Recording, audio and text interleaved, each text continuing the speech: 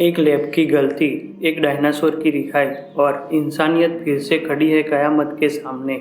जहाँ एक छोटी सी बच्ची बनती है हीरो और विज्ञान बन जाता है मौत का दरवाजा। ये जुरासिक वर्ल्ड रिबर्थ है, जहाँ हर सांस में है डर और हर मोड़ पे है तबाही। मैंने पूरी मूवी देखी और अब मूवी की स्टोरी की बात करते हैं। मूवी की स्टार्टिंग में सालों पहले एक लैब जिसमें डायनासोर पर रिसर्च होता है, उसमें एक छोटा सा इंसिडेंस होता है जिसकी वजह से डायनासोर रिहा हो जाता है और वो वहाँ के साइंटिस्ट को मार देता है। फिर कुछ साल बाद जो रॉबर्ट होता है उसको एक वैक्सीन के लिए 3 टाइप के डायनासोर के ब्लड के सैंपल चाहिए थे। अब वो स्कारलेट को मना लेता है बहुत सारे पैसे देने की लालच में, और स्कारलेट मान भी जाती है। अब वो दोनों एक साइंटिस्ट को मिलते हैं और डायनासोर की हिस्ट्री निकालते हैं। तो उन्हें पता चलता है कि तीनों डायनासोर कहाँ मिलेंगे और कैसे वो ब्लड सैंपल कलेक्ट करेंगे। अब दूसरी जगह मैनुअल गार्सिया, जो अपनी 2 बेटी और उसका एक बॉयफ्रेंड डेविड, चारों दरिया में फंस जाते हैं और वहाँ पर उन्हें एक डायनासोर मिलता है। वो डायनासोर वो चारों को परेशान करता है और उसकी बोट उल्टी कर देता है।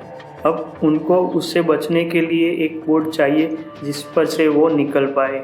दूसरी तरफ रॉबर्ट स्कारलेट और अपनी टीम के साथ निकल पड़ता है तीनों डायनासोर के ब्लड सैंपल लेने। अब जब वो ब्लड सैंपल लेने जाता है तब उनको एक बोट दिखती है जहाँ पर मैनुअल गार्सिया, उसकी 2 बेटी और उसका बॉयफ्रेंड होता है। वो चारों को बचाकर अपनी बोट में बिठा देते हैं। जब वो आगे बढ़ते हैं उनका सामना एक डायनासोर जो पानी में होता है उससे होता है। अब वो लोग डायनासोर के पीछे अपनी बोट लगा देते हैं। उसको 10 मीटर के दूरी में प्रिक करना है। वो प्रिक करते हैं और वो ब्लड सैंपल भी ले लेते हैं। तभी वो जब जंगल में घुस जाते हैं, जो नॉनवेज ईटर डायनासोर होते हैं वो हमला कर देते हैं उनकी बोट पर। उसमें से एक नौजवान जो डायनासोर पर हमला करता है उसको मार दिया जाता है डायनासोर। एक तरफ गार्सिया की बड़ी बेटी, जिसको रूपर्ट परेशान करता है और उसको बोट से गिरा देता है। अब उसका बॉयफ्रेंड उसको बचाता है और पानी में गिर जाता है।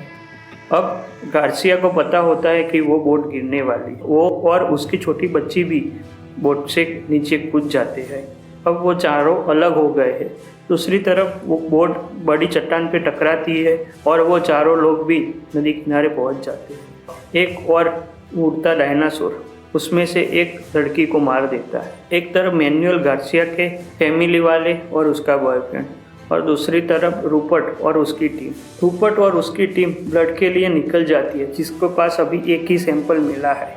अब उसको एक डायनासोर जो वेज डायनासोर होता है उसका ब्लड सैंपल आसानी से मिल जाता है।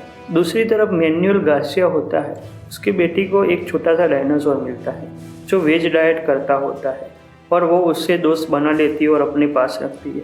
उसी दौरान एक नॉनवेज डाइट वाला जो राक्षस, जो एविल होता है, वो डायनासोर उन चारों पर हमला कर देता है, पर बहुत ही कठिनाई से उसकी छोटी बेटी बच जाती है। अब वो चारों सुरक्षित है और इंटरवल के बाद अब उनको चाहिए एक जो राक्षस होता है उसका ब्लड सैंपल। अब कहानी में वो ब्लड लैब में चले जाते हैं और सभी एक साथ मिल जाते हैं जो बिछड़े थे बोट से। अब कहानी में रूपर्ट जो ब्लड सैंपल कलेक्ट करता है, पर वो जो एविल डायनासोर था वो उस पर हमला करता है और उसको मार देता है। अब दोनों टीमों में बचे हुए लोग जो लैब से निकलने की कोशिश करते हैं। अब लैब से निकलते हैं सब, एक छोटा सा रास्ता बचता है क्योंकि उसके पीछे डायनासोर है। अब उस रास्ते से निकलने के लिए सामने एक गेट होता है जिसका हैंडल होता है।